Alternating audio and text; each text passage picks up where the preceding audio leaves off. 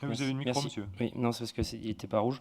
Merci, Monsieur le Président. Là aussi, nous regrettons, même si nous voterons favorablement, mais il y a un certain nombre de 10 dossiers rejetés, dont une subvention au Souvenir français. Alors, je sais bien que M. Mangin va encore me sortir l'argument du comité d'experts. Il a bon dos, le comité d'experts.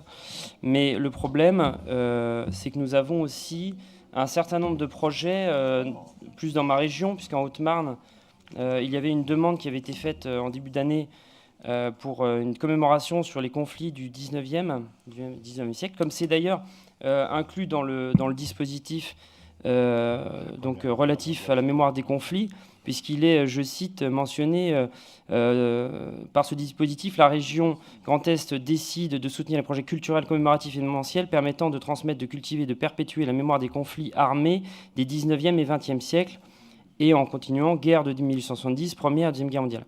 Alors peut-être que pour éviter justement ce type de malentendu avec les porteurs de projets, il serait peut-être préférable dans l'intitulé de ce texte, dans le contenu de ce dispositif, peut-être de retirer la mention des conflits armés du 19e siècle, parce que là aussi, Monsieur le Président, j'ai eu des retours.